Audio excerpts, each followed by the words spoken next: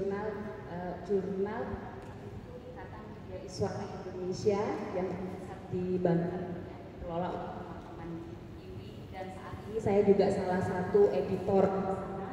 Nah, jadi karena sering nulis, akhirnya saya salah satu editor di Juliwi juga sampai saat ini. Yang sekarang mau naik ke media dalam proses. Saya menerbitkannya di Bina Ilmiah yang ada di Nusa Tenggara Barat itu. Itu pengalaman saya. Baik, terima kasih. Saya minta satu sukarelawan. Karena selama ini kami naik pangkat itu kan harus mengajukan KTI. Nah, KTI itu macam-macam. Ada KTI yang tunggu sampai di jurnal internasional, ada yang cukup sampai diterbitkan di instansi. Jadi nanti dapat pengesahan dan dimasukkan di perpustakaan. Itu nilainya 1, paling rendah. Pembahasan hari ini kita akan, saya izin berdiri Pak Moderator.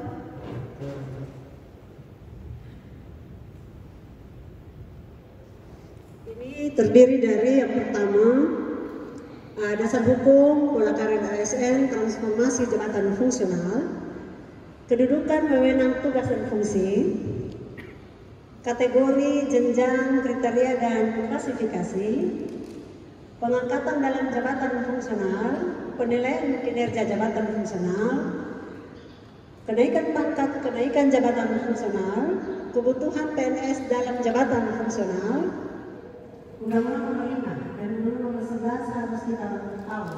Peraturan Menteri PAK-RB 2014 tentang jabatan fungsional media suara. Dan saya yakin Bapak Ibu yang media suara sudah paham ini. Namun kita diskusi bersama-sama hari ini pola karir jabatan ASN. Di sini ada jabatan pimpinan tinggi. Jabatan pimpinan tinggi itu kalau kita di provinsi, kita sebutnya dulu eselon. Tapi sekarang itu jabatan harus disebut jabatan pimpinan tinggi. Kalau Pak Sekda pimpinan tinggi media. Kalau kami pimpinan tinggi pertama. Jadi Pak Sekda 1A, 2B, 2A. Kalau di kabupaten, dia sekdanya 2A, kepala UPD-nya 2B. Nah, ini di bawah jabatannya jabatan administrator. Administrator yang terdiri dari administrator, yang kita kenal eselon 3, pengawas eselon 4 dan pelaksana. Kalau kita melihat jabatan fungsional, Bapak Ibu, biasanya di suara dari API. Tidak ada di terampil. Di terampil itu kalau di jurusan fungsional yang lain ada di terampil. Maka saya baca aturan dari suara harus S2. Yang berikut transformasi jabatan fungsional, fungsi jabatan fungsional sebenarnya.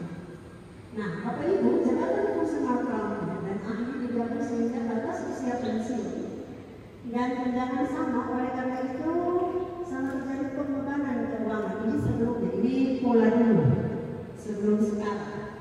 Nah, pola sekarang nanti kita lihat kegiatan berdasarkan proses dan produk output tidak terdefinisikan menyebabkan angka kredit yang dikumpulkan tidak mencerminkan prestasi kerja jabatan fungsional.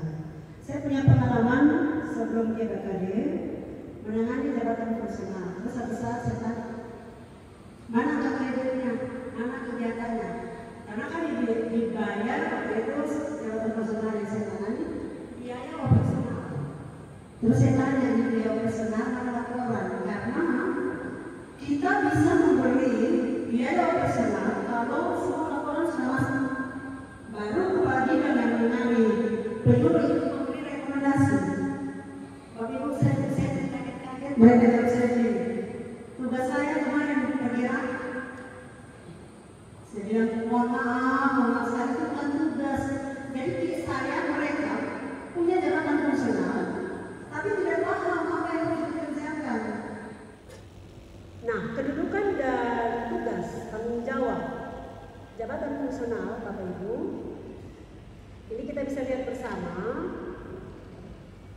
Ada jabatan berkedudukan dan bertanggung jawab kepada, kalau Bapak Ibu dan di bagian organisasi di kantor masing-masing, pasti langsung di bawah pimpinan perangkat daerah yang kita kenal dengan jabatan pimpinan tinggi pratama.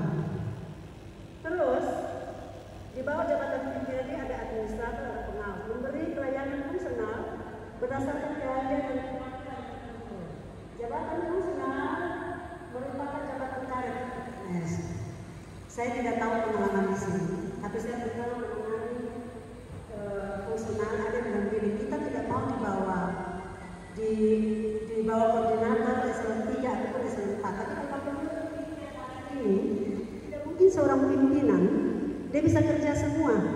Tapi kalau Bapak Ibu sebagai PNS, masih sebagai PNS harus ada di dalam struktur ini.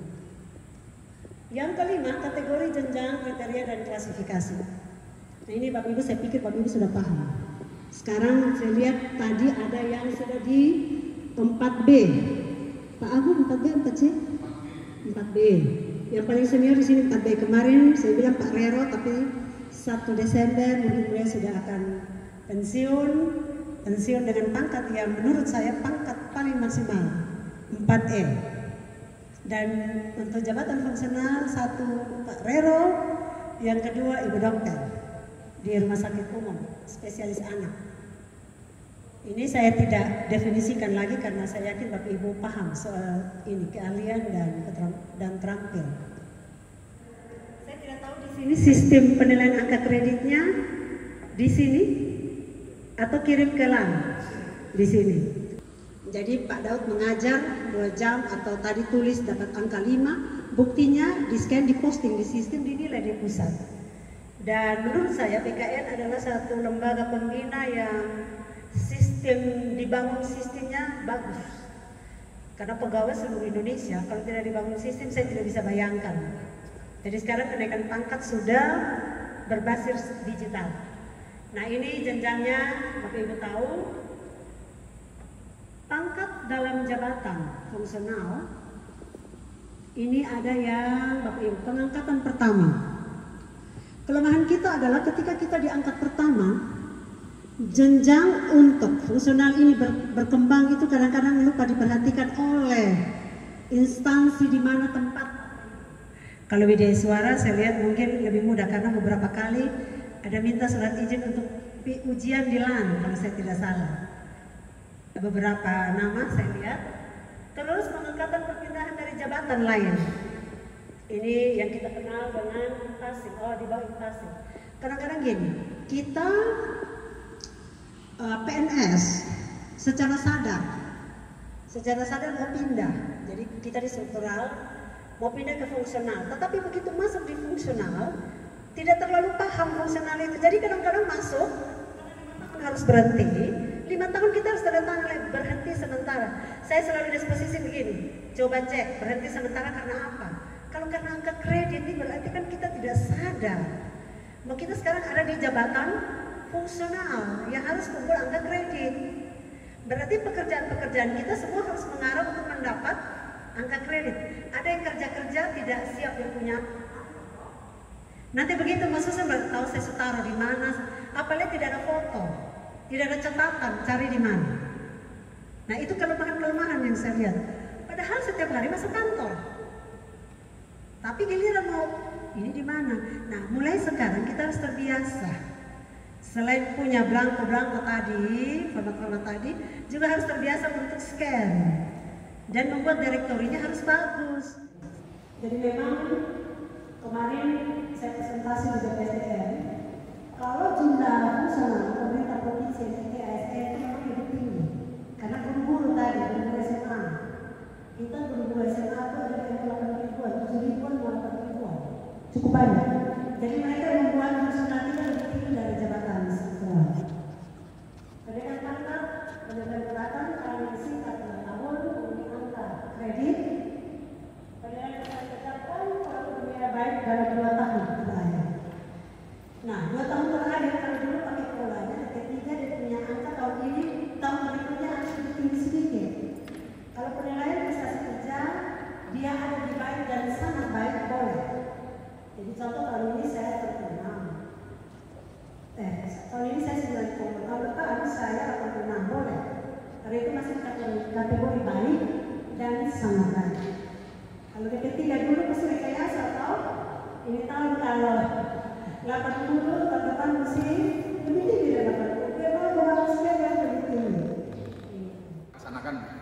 Jadi istilahnya begini, pemikiran saya pribadi TPP itu kan besarannya itu berdasarkan kelas jabatan gitu ya. Nah, apakah kelas jabatan kita ini sudah ada secara konsep definisinya? Karena supaya paling tidak begini, kalau kelas jabatan saya itu jelas, saya kan punya target bahwa setiap tahun itu saya harus minimal mengerjakan itu gitu, sebesar itu. Dan mohon izin Ibu, mohon izin ini sekedar diskusi berpikir saja. Dengan adanya TPP, dengan adanya apa istilahnya perhitungan kinerja itu, ini membutuhkan satu penanganan yang komprehensif. Komprehensifnya itu begini Ibu, BI itu untuk dapat naik pangkat atau naik jenjang gitu ya, jabatan itu, kan dia membutuhkan angka kredit. Nah, angka kredit ini kan sebetulnya sebelum nanti dimasukkan di dalam BUPA, itu kan juga sudah kita prediksi lewat PPK ini.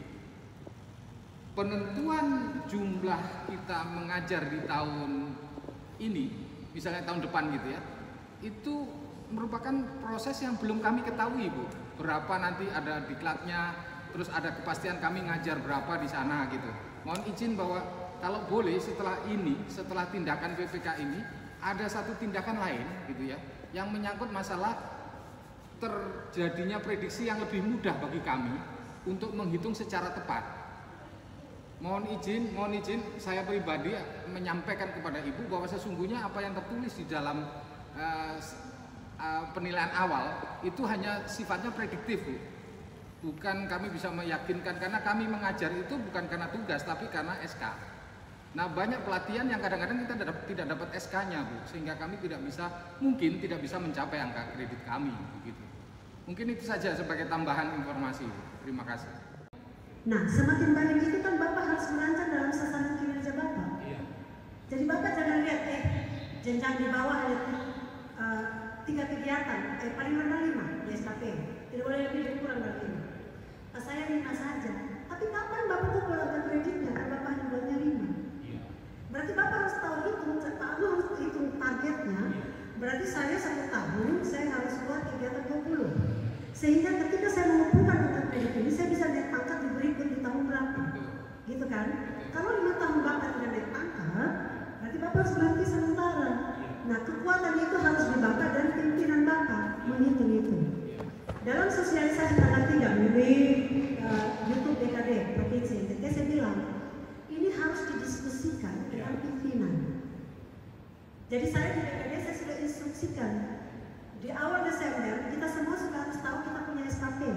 Masing-masing kepala bidang, masing-masing sama tempat, sudah harus kasih ke pelaksananya SKP-nya berapa. Sesuai dengan satu tupoksi.